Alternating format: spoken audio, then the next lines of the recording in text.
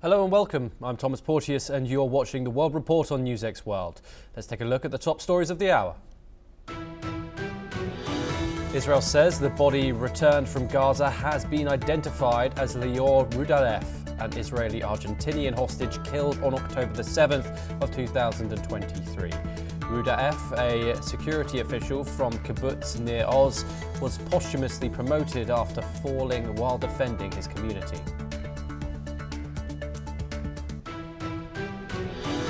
A Russian drone attack on the Ukrainian city of the Dnipro has killed one person and injured 10, including 2 children. Several floors of a residential building were destroyed as firefighters continue rescue operations at the scene.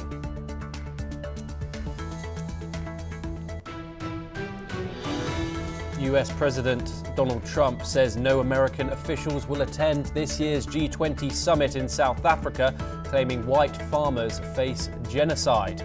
Pretoria rejects the allegation, calling it a false and dangerous distortion of reality. Iran's embassy in Mexico rejects US and Israeli claims it planned to assassinate Israel's ambassador in Mexico City. Tehran calls the allegation a big lie aimed at damaging relations between Iran and Mexico.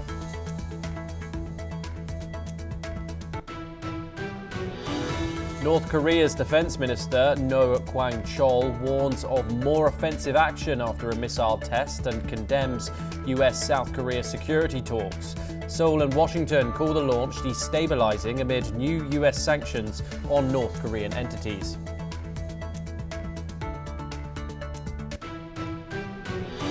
A US district judge has ruled that President Donald Trump illegally deployed National Guard troops to Portland to suppress protests.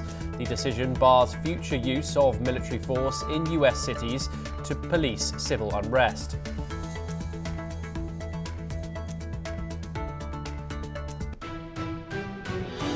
The United States has refused to attend a UN review of its human rights record following orders from the Trump administration.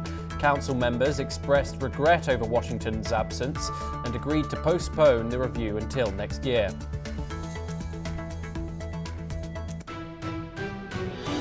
Five people are killed and 6 others wounded in cross-border fire between Afghan and Pakistani forces, according to an Afghan health official. Both countries blame each other for the latest violence along the Kandahar-Balochistan border.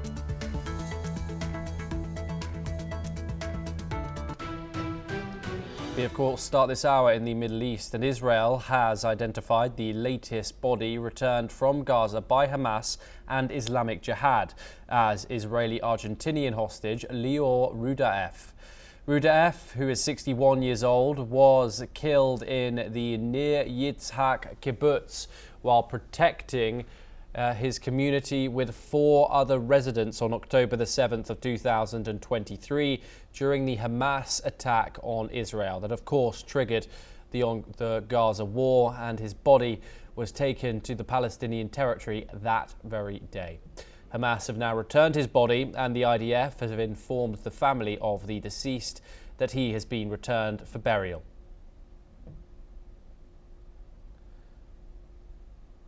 Okay, following on from that, we have news from the United States, where a federal judge has ruled that US President Donald Trump illegally ordered National Guard troops into Portland, Oregon. This is a major legal setback for his administration's use of the military in US cities. The ruling came on November the 7th by US District Judge Karen Immergut. She is the first judge to permanently block Trump's use of military forces to quell protests against immigration authorities. Immergut, who is a Trump appointee, rejected the administration's claim that protesters at an immigration detention facility were waging a rebellion that legally justified sending troops to Portland. Her ruling permanently blocks the use of military force to quell protests in Portland, replacing a previous temporary order. Oregon's Attorney General Dan Rayfield described this ruling as a huge victory, and the decision confirms that the president cannot send the Guard into Oregon without a legal basis for doing so. Meanwhile, Portland's mayor, Keith Wilson, also applauded the decision, saying that it vindicates Portland's position while reaffirming the rule of law that protects our community. Okay, of course, we are covering the United States and Donald Trump's decision to put federal guard troops into US cities. Of course, now a legal official has now blocked Donald Trump's ability to impose any federal troops in the state of Oregon again. This is a huge loss for the Trump administration, who said that said protesters who were protesting immigration laws were quote unquote staging a rebellion. This is now found to be legally inaccurate, and a Donald Trump appointee judge has blocked this order. And so from now on, the Trump administration in the state of Oregon will not be able to deploy troops again without any legal basis. A huge development coming out of the United States today. Hopefully we're going to be joined by a guest to discuss this. Of course, the Trump administration has been the Trump administration has been deploying troops to multiple Democratic-led cities, Portland, of course, being one of them.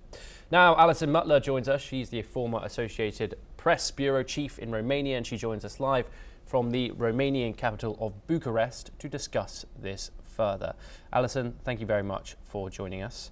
Good morning.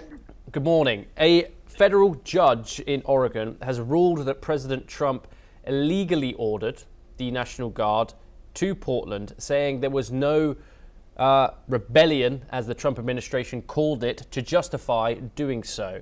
How significant is this for the administration's domestic security strategy, which of course we have seen throughout the United States and mainly, of course, in Democratic-led cities?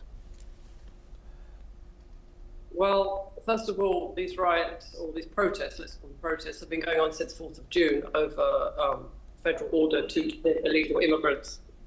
Something that has made Donald Trump quite angry, and he has wanted to deploy federal agents, National Guard, to not just to Oregon, but also to California, where there have been protests, where there's a lot of immigrants, and they are democratic cities. It is a big blow to him, because the court has ruled there that he cannot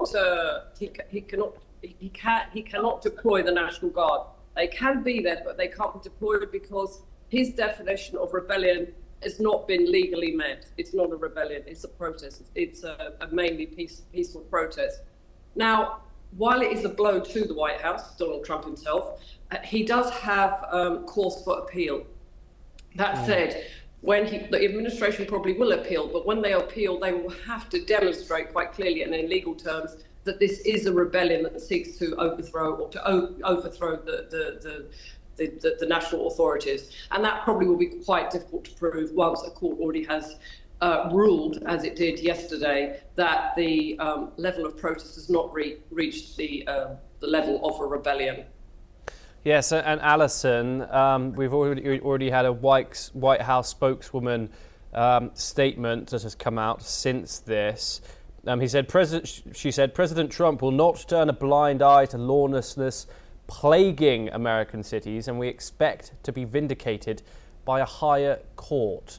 What does this say about the Trump administration's lack of wanting to put this matter to rest?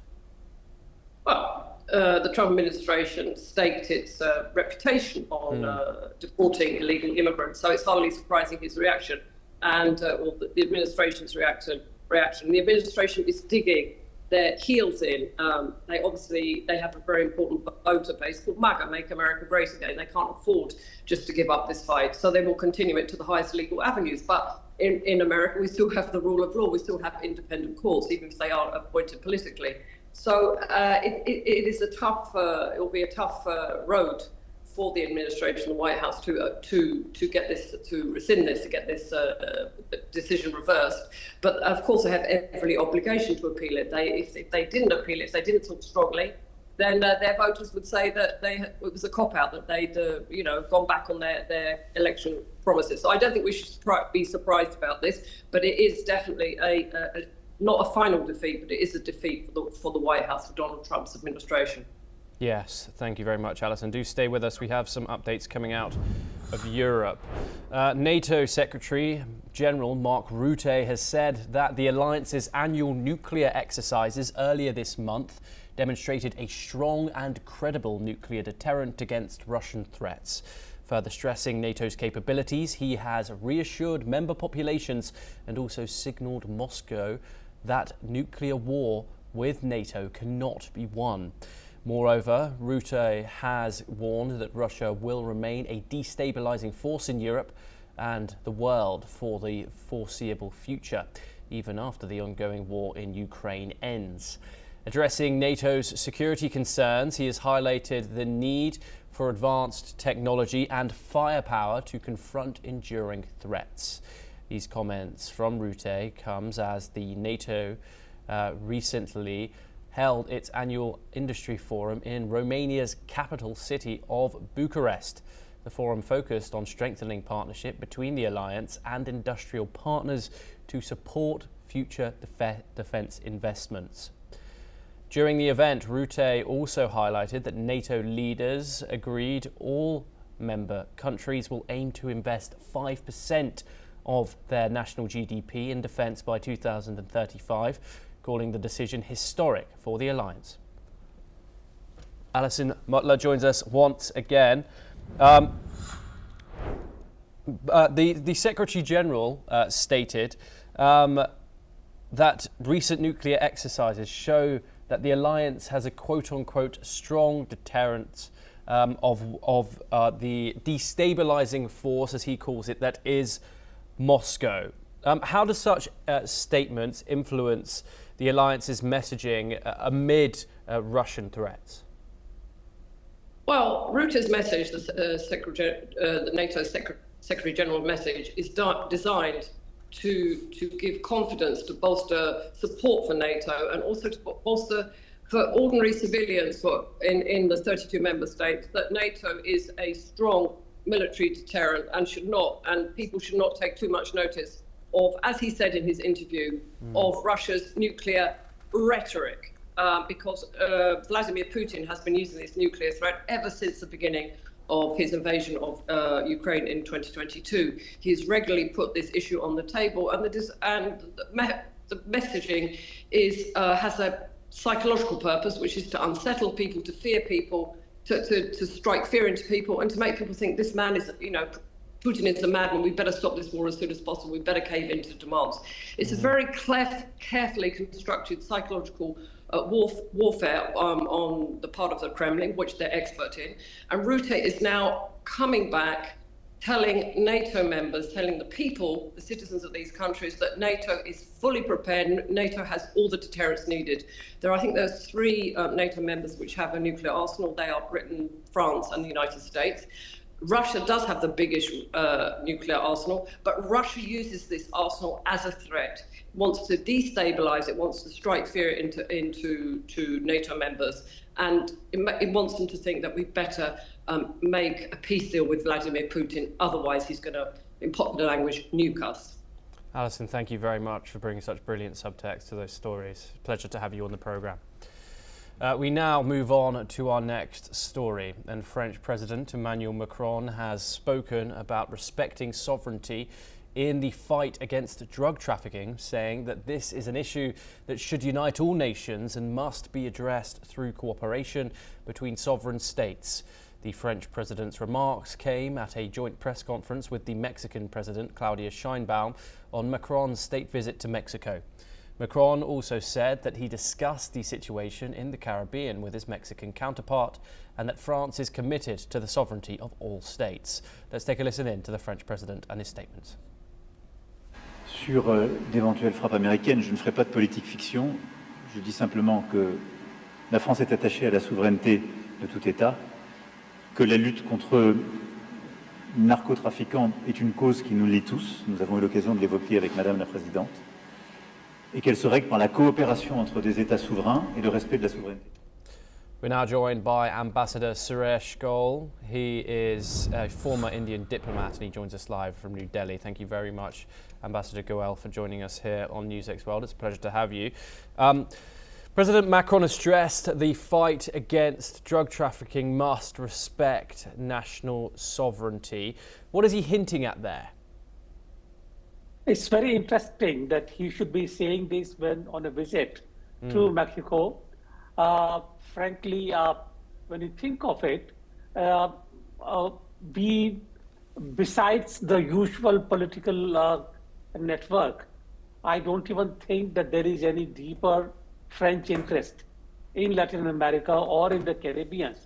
And in the absence of any such interest or any such other motive, what I can really say is that, number one, he was playing to the gallery in Mexico, where there is a great concern about Trump. And we know Mexico particularly has a great degree of concern. And therefore, in a sense, it could be playing to the gallery. On second thing, I'm rather happy that President Macron mentioned this thing, because frankly, what USA has been doing is really one-sided and challenging the sovereignty of the other country. Every issue, even regarding the drugs trafficking or the drug movement, there are processes under the international law which need to be followed, rather than just sending your ship to attack any boat that you think is carrying the drugs. Whether it is or not is a different matter. And therefore, I think it's time that somebody questioned what the USA is doing. And number two, I do feel that it was basically an attempt to build up the relations with Mexico, given the kind of situation that we are facing in that area at the moment. Would this not be a slight dig at Washington after, of course, their operations in the Caribbean? Of course, what do you think Donald Trump is going to think of this statement? Now he sees a huge European country in Europe, and of course one of his closest trading partners in Mexican President Claudia Sheinbaum discussing this and saying that these drug trafficking operations that Donald Trump has been approving, particularly in the Caribbean, must respect national sovereignty. Absolutely. The point really here is that we know that the relations between European Union and USA are very strong, and to subject them to this kind of uncertainty, the vicissitudes of attacks on the boats in the other area, would have been rather surprising. It is surprising. France is not known to really intervene in issues like this unless its direct interests are involved. Therefore, I use the word surprising at the very go. Trump is obviously going to be very, very upset. He is going to react to this thing. But I do not know whether USA will take any substantive step in terms. His favorite weapon is tariffs. So what kind of tariff would he impose on France without hurting itself? So let us wait and see. But this is actually interesting that somebody like France, Macron, has questioned Trump's behavior. Yes, Ambassador Goel, do stay with us as we have further updates. We now move on over to Asia, and Pakistan's Defence Minister Khawaja Asif has said that peace talks with Afghanistan in Istanbul that aimed at preventing renewed border clashes have collapsed. He has added that the ceasefire will hold as long as there are no more attacks from Afghan soil. Asif has stated that talks have entered an indefinite phase as negotiators have failed to bridge deep differences between the two sides. Meanwhile, the Taliban government has said that Pakistan's ceasefire will hold despite a failure of said talks. Earlier, 5 people were killed and 6 were wounded in brief cross-border fire between Afghanistan and Pakistan, the hospital official on the Afghan side said. Suresh Goul joins us once again to discuss this. What are your thoughts on the current state of these negotiations, Ambassador Goel? Of course, we've seen renewed violence now reported from the Afghan side, and now these talks in Istanbul have fallen through. However, they have said that the ceasefire will hold. Your thoughts on how and if there are any possibilities of this moving forward in some other way? Clearly, as Khwaja Asif has said, the ceasefire, there is no ceasefire now. I mean, the talks have failed. Pakistan has given notice that there is no ceasefire. Even before giving notice, Pakistanis, they were firing at the border guards between Afghanistan and Pakistan. Therefore, even earlier, Pakistan was not really holding its fire. They were going all blazing. The question here really is now going to be, will Afghanistan show restraint even in face of Pakistani firing? And that's a big if. I doubt very much that Afghanistan is going to keep holding its fire for a very long time. And if that does not happen, then the differences between, or the skirmishes between Afghanistan and Pakistan will intensify. I don't think it will erupt into a huge full-scale war. Taliban, being a guerrilla force, they are more comfortable really engaging in events like this rather than a full-scale war. But it is going to become very, very uncomfortable and very damaging for both the countries and internationally. Yes, and how might international players, if this was to escalate, obviously we were seeing the forward movement of ceasefire deal negotiations take place. However, international players, where do they fit into this if this was to possibly escalate? If it escalates, first of all, Turkey itself will want to play a role on this thing, but that will be the role of a state's neutrality, trying to disengage Pakistan and Afghanistan. Let us not forget that Turkey itself has supported Pakistan in the OIC on several issues and internationally. But at the same time, I don't think Turkey can afford to antagonize Taliban government in Pakistan for the reasons of its own security. And Taliban, if you remember, it is Pakistan who built Taliban up really, TTP as well. And now the chicken are coming home to roost. That's all I can say really in this matter. Therefore, Afghanistan, Taliban, which is very comfortable with guerrilla tactics, are going to go full scale ahead for the action against Pakistan. Turkey will try. I don't think at the moment Turkey, besides Saudi Arabia, other countries in the Middle East, will want to basically pause the fight. But whether they will succeed or not is entirely a different matter. Yes, Ambassador Suresh Goul, thank you very much for joining us here on NewsX World. Always a pleasure to talk to you. We now move on once again, and in a major turnaround in the semiconductor spat that rattled the auto industry, China's Commerce Ministry has agreed to invite officials from the Netherlands for direct talks, explicitly welcoming the request from the Dutch Economics Ministry. China also urged The Hague to help facilitate an early resolution to this dispute over Nexperia. The Netherlands-based Chinese-owned chipmaker, whose export ban from China triggered global supply chain jitters. Meanwhile, a leading German auto parts supplier confirms that Nexperia chip imports from China have resumed, signalling a de-escalation of the row that threatened to idle vehicle assembly lines across Europe. For both the car industry and geopolitical watchers, this signals what diplomacy plus supply chain pressure may be prompting a shift, though companies caution that full normalization is not yet in the bag. Now we move on, and a powerful tornado struck southern Brazil yesterday, killing reportedly 5 people and injuring around 130 others. The tornado hit the town of Benito Don Iguacu in Paraná state, causing damage to homes and transport vehicles. Emergency services report that 30 people have suffered serious or moderate injuries, while about 100 sustained minor wounds. Briefing on the situation, Parna Governor Rahinto Jr. said that security forces are mobilized to the impacted areas, while rescue and relief operations are still underway. Meanwhile, authorities have also issued alerts for dangerous storms across Paraná and neighboring states, including Santa Catarina and Rio Grande do Sul.